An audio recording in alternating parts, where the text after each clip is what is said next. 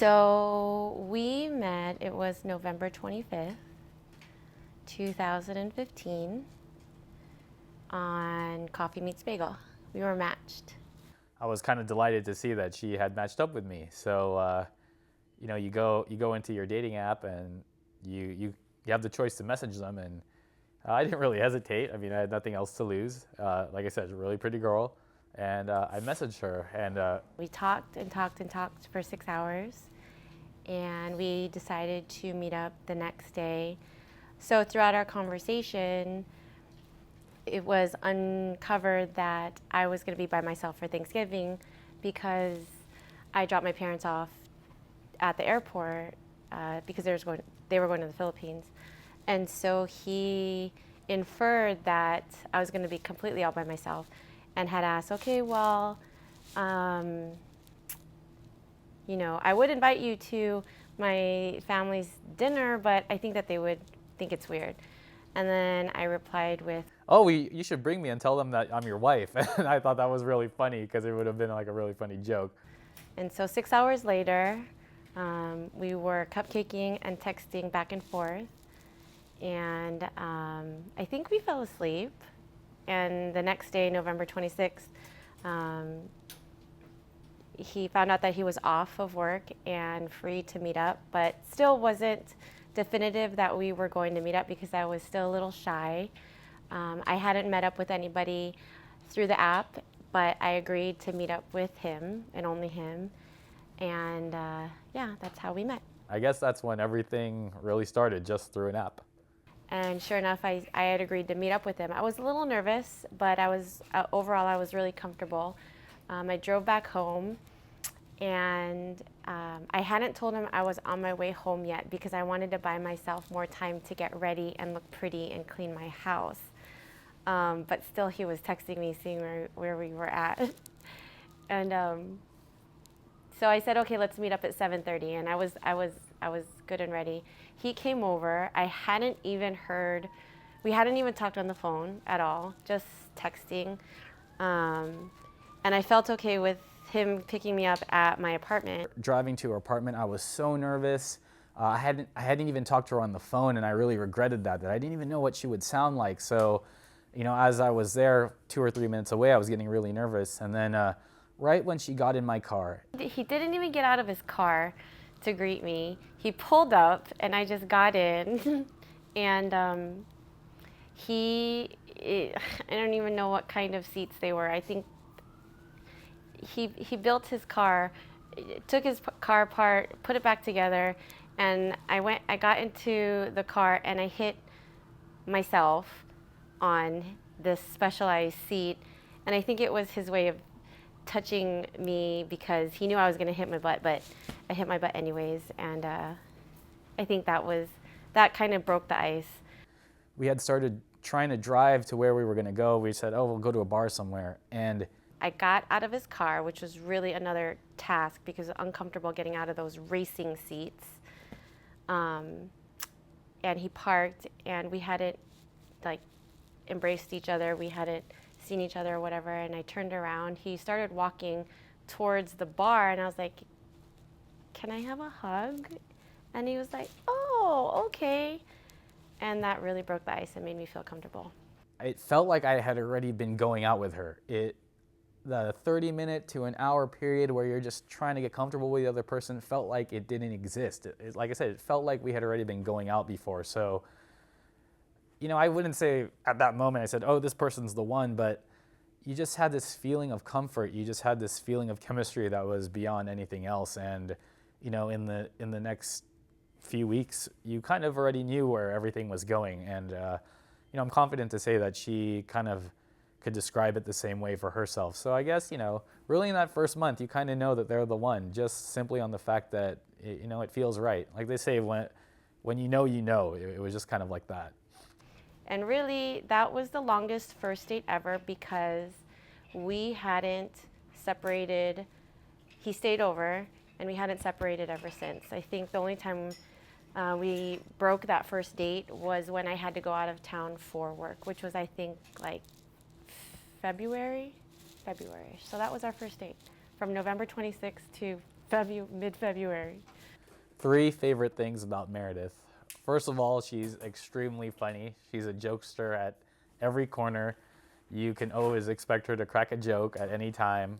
You could always expect her to pop out of some corner and try and scare you. She's just always looking to have fun with you at any time, and she has this really fun, really bright spirit. I would say his family and their dynamic. They are very close. He's the only child, and I love watching them interact and go to happy hours every week. I get to spend time with them and be a part of their family. She's always down to try new things. She has great creative ideas that, for activities for both of us, and it's really fun to be with someone like that. He's funny. He makes me laugh all the time. He's my best friend. She's extremely loving. Like, I've never been with someone who's just so loving, not just to me, but to her whole family. She just has a huge heart, and I love to see how, she has a big heart for everybody. He is literally exactly like my dad, and my dad is my hero. They're car fanatics. They're men of few words. They're observant. They're caretakers. Darrell provides for me. I know I can trust them, and they are extremely funny. 3 least favorite things that I can share. One is that she likes to try and do everything at once. So I'm of the school of thought that, you can only execute so many things at one time, whereas she feels like we can do A, B, and C all at once. So that's kind of, conflicting ideologies there. That he's just like my dad. Meredythe hates laundry. She could have laundry racked up for days and days and days and days and days. And I guess the only thing that I don't care about her laundry, the thing that sucks is, in the end, she tries to shuttle it off and have me do it. So I guess that's the only drawback, is that I get suckered into doing her laundry and folding her laundry. He's not gonna allow me to have all the dogs I want. She likes to sleep. I'm not much of a sleeper. When I'm awake, I'm super awake. It's hard to call it a least favorite thing, but it is kind of funny in the morning where... He sleeps with 2 blankets. I don't sleep with 2 blankets. I sleep with 1 blanket, and I want a made bed, and it drives me crazy. That's it. I knew he was the one when I wanted to stay in his company. Always wanted him around. I didn't want the date to end. It felt so natural. That was number 1. Number 2, when my sister approved of him.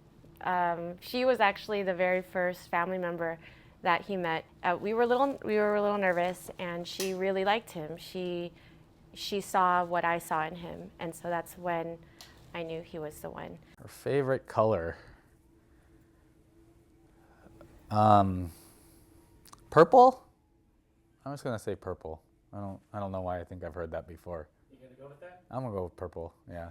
I'm probably gonna get busted for that, but purple. When I was little, it was purple. It was everything purple. But as I grew older, it's really black or white. Darrell's proposal was surprisingly a surprise. I didn't think anyone could surprise me, and he did.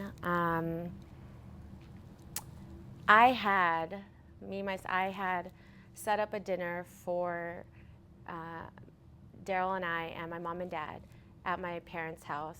Just like normal, hey, haven't seen you in a while, let's just catch up and have dinner. Coincidentally, he told me the ring had come in that day, and so he had hurriedly tried to get his parents to dinner in South San Jose, which was close to a miracle because his parents live in San Carlos, my parents live in South San Jose, so it's kind of just a charade to get them to South San Jose in the middle of the week, but he did it. So I walked into my parents' house as normal, like, hey, we're ready for dinner. The table wasn't set. I was ready to eat. I was hungry. And my mom turned to Darrell and said, "Hey, I have to go pick up more food at Boiling Crab." And then my mom showed the phone to him. And I was like, "Well, why? We have so much food here." And my mom said to him, "No, I have to go. The food isn't ready yet. I have to pick up more food." So my mom left. And I was like, "Okay." Sure enough, my mom left because his parents were lost. That was their first time there visiting the house. So she went to go try and meet them. About 10, 20 seconds later, the doorbell rang. And I was like, maybe it was my mom. She forgot her keys or she forgot her purse and she was just running in.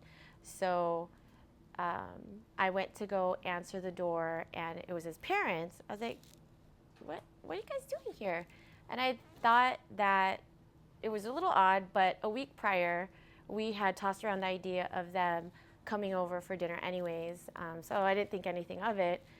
But as we were walking into the house, I see Darrell pulling me and asking me, looking me in my eye and saying, "Do you really know why they're here? Do you know why they're here?" And he started to pull, his hand was in his pocket and he pulled out a red box. And I had run through the moment in my head over and over and over, like thinking how I was going to react. I was going to like hug him and not give him time to get on one knee, but apparently I was speechless. And he was on one knee for, I think, 2 minutes. I still couldn't hear what he was saying, but I knew he was asking me to marry him. And I was screaming yes in my head, but apparently nothing was coming out of my mouth. And you could see we have one picture, and his hand is to his ear. He's like, like, hello? And that was that. Laura, yeah, kiss. Nice. Look at me, laugh. Look at me. Kiss. Nice. Oh my God, did you see all that? Did you see all that? That was a good finale. Yeah, that was a good it's not a finale. good finale. We're good. No, we're done. We're done now.